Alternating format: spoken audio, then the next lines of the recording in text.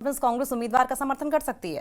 कांग्रेस इस सीट पर वरिष्ठ नेता बलवान सिंह को उतारने पर विचार कर रही है और इसे लेकर जम्मू के प्रांतीय अध्यक्ष रतन लाल गुप्ता और डॉक्टर फारूक अब्दुल्ला के बीच बातचीत का अंतिम दौर है और आज शाम तक संयुक्त उम्मीदवार घोषित होने की संभावना है। मुख्यमंत्री उमर अब्दुल्ला ने भी संकेत दिए हैं, अगर कांग्रेस नगरोटा सीट से कोई मजबूत कैंडिडेट देती है तो वो उसका समर्थन करने को तैयार हैं। आपको याद होगा किस तरीके से राज्यसभा चुनाव के दौरान जब राज्यसभा चुनाव की सीट पर कैंडिडेट्स का अनाउंसमेंट किया जाना था तो माना यह जा रहा था कि 4 सीटों में से 3 सीटों पर नेशनल कॉन्फ्रेंस अपने उम्मीदवार उतारेगी, जबकि चौथी सीट कांग्रेस के खाते में जाएगी। हालांकि कांग्रेस की ओर से तारिक हमीद खर्रा की ओर से प्रेस कॉन्फ्रेंस की गई, कहा यह गया कि असुरक्षित सीट होने की वजह से हम इस पर चुनाव नहीं लड़ेंगे।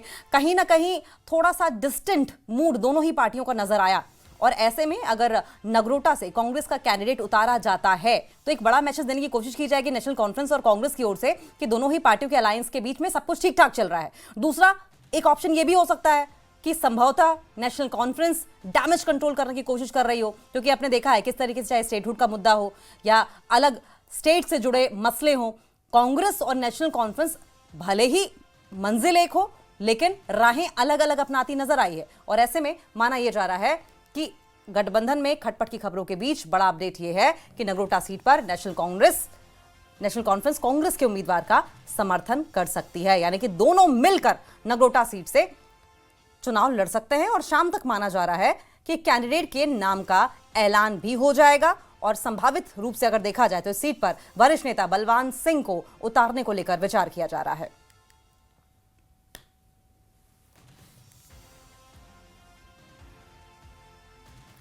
और वहीं नगरोटा की जनता के दिल में क्या है नगरोटा का चुनावी इक्वेशन, चुनावी समीकरण, हमारे सहयोगी समीर भट्ट बता रहे हैं। देखिए जरा।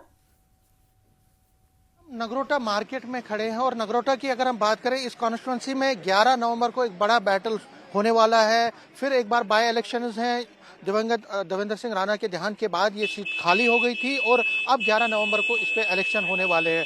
फिलहाल मैं कुछ लोगों से यहाँ पे बात करने की कोशिश करूंगा और उनसे जानना चाहूंगा कि मुद्दे क्या रहेंगे। अगर यहाँ पे जो नगरोटा के एरिया में लोगों की अगर हम बात करें तो उनके क्या क्या मुद्दे रहेंगे, मैं यहाँ पे इस तरह से कोशिश करूंगा जानने की और पहचानने की कि आखिर अगर यहाँ पे लोग हैं तो वोट डालने जा रहे हैं तो 11 तारीख को, तो वो किस चीज़ को देखकर वोट डालेंगे और उनके मुद्दे क्या होंगे। देखिए, हम यही उम्मीद करेंगे जो भी हमारा कैंडिडेट आएगा वो रोजगार पे बात करे, वो एम्प्लॉयमेंट स्कीम्स पे बात करे, जिससे और से ज़्यादा जो यूथ है वो एम्प्लॉयमेंट ले सके और भी जो इंफ्रास्ट्रक्चर डेवलपमेंट है, स्पोर्ट्स फैसिलिटीज़ डेवलप हों, ताकि हमारे यहाँ पे काफ़ी सारे जो अच्छे नौजवान खिलाड़ी हैं उनको प्रायोरिटी मिले और वो आगे जाकर देश के लिए और हमारे JNK के लिए कुछ कर सके। हमारे डिस्ट्रिक्ट में एक बड़ा फेमस टूरिस्ट स्पॉट है जिसका नाम है सुरिनसर झील। वहाँ पे आप देखिए इतनी खस्ता हालत है वहाँ पे रोड्स की। वहाँ से आप संगठ चलाना चले जाइए, जिंदरा के साथ रोड कनेक्ट होता है, इतनी खस्ता हालत है। महीना खत्म होने को आ गया है बट अभी तक वहाँ के जो भी थे, वहाँ के MLA MPs थे जो पुराने थे, उन्होंने कुछ काम तक नहीं करवाया। वहीं पे अगर आप मथवाड़ ब्लॉक जो हमारा एक लगता हुआ इलाका है नगरोटा कॉन्स्टिट्यूंसी का, वहाँ पे इतनी खस्ता हालत है, लोगों को अभी भी वहाँ पे अपने दम पे अपनी JCB लगा के काम करवाना पड़ रहा है। क्या चाहते हैं जो नए इलेक्शन जब आ रहे हैं अभी 11 नवंबर को, तो जो इलेक्टेड MLA होगा उससे आप क्या चाहते हैं?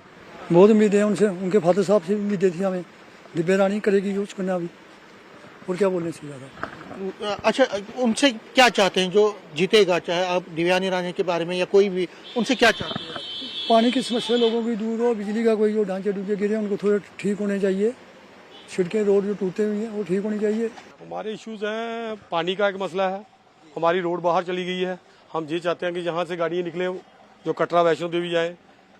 और थोड़े मुद्दे हैं, मतलब ये है कि कुछ हद तक हमारे मुद्दे ठीक है। यहाँ पानी की कमी है, क्योंकि पाइपें वगैरह बह गई हैं, तो बाकी इशू तो बहुत होते हैं। अभी एम्बुलेंस का इशू होता है, रात को या डिस्पेंस में कोई होता नहीं है कोई भी, तो एक डॉक्टर चाहिए कम से कम जो एट ए टाइम किसी को थोड़ी सी देखभाल कर सके। तो देख सकते हैं आपने कोशिश की, हमने इस प्रोग्राम के जरिए कुछ लोगों से बात करने की, हमारी ये पहल आगे भी जारी रहेगी। फिलहाल कुछ लोगों से बात हुई और यहाँ से जो वोटर कह रहा है कि अनएम्प्लॉयमेंट बड़ा मुद्दा है। जो फ्लड आए थे उसमें रोड्स बह गए हैं, नुकसान हुआ, मकानों का नुकसान हुआ, उसके लिए वो कंपनसेशन चाहते हैं। और सबसे बड़ी बात है पानी की बड़ी इशू है नगरोटा में, पानी की समस्या है। ये चाहते हैं कि जो नए एमएलए बन के यहाँ के चुन के आएंगे उनको पानी की तरफ बहुत देना चाहिए कि पानी की जो सुविधा है वो सुनिश्चित हो, अनएम्प्लॉयमेंट का जो इशू है उसको एड्रेस किया जाए और फ्लड से जो नुकसान हुआ उनको कंपनसेशन मिलना चाहिए उन लोगों को। तो कई मुद्दे हैं, मुद्दे बहुत ज़्यादा, आगे भी हम कोशिश करेंगे इन मुद्दों पर बात करने की। फिलहाल मेरे कैमरामैन साहिबा के साथ मुझे इजाज़त, नमस्कार। और नेशनल कॉन्फ्रेंस प्रांतीय अध्यक्ष शौकत अहमद मीर ने सरकार के दरबार मूव को बहाल करने के फैसले का समर्थन किया। उन्होंने कहा कि ये कदम जम्मू और साथ साथ कश्मीर के दोनों हिस्सों के बीच संबंधों को और मजबूत करने के उद्देश्य से उठाया गया है।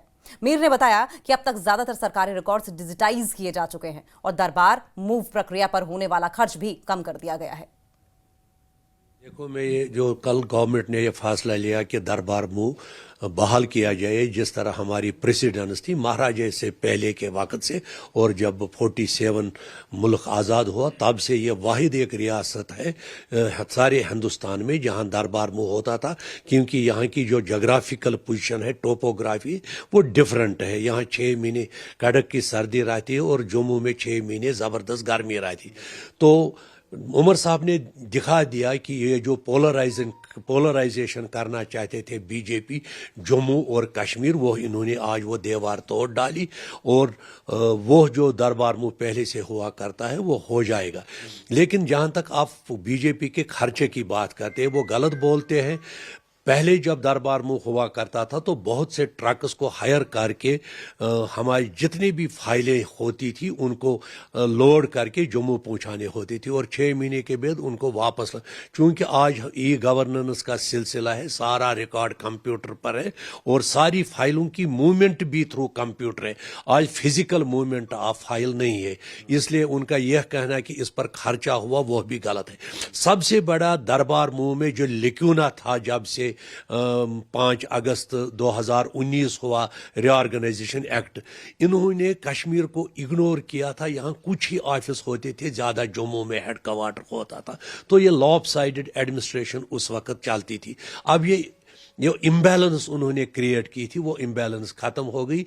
अब पूरे 6 महीने यहाँ दरबार मूव रहेगा, 6 महीने जम्मू में रहेगा और इसमें जो कुछ ऑफिस है उनका कैंप होगा उधर। जब वहां से आना होगा यहाँ कैंप होना, तो मेरे ख्याल में यह रियासती जम्मू कश्मीर के 2 खत्तों को मिलाने का एक बहुत काम करेगा, जिनको बीच में दरार डाली है और बिल्कुल कम्युनल पोलराइजेशन हुई। ये एक बड़ी पार्टी है, बहुत स्टेक होल्डर्स है, तंजीम हर किसी से राय ले रही है, चाहे उसमें हमने कॉन्फिडेंशियली रिपोर्ट ले रहे हैं, चाहे हमारी ऑर्गेनाइजेशन है। डिस्ट्रिक्ट प्रेसिडेंट ने बडगाम कॉन्स्टिट्यूंसी की मीटिंग की, उसमें उनके ब्लॉक प्रेसिडेंट्स ने शिरकत की, उनसे भी फीडबैक लिया।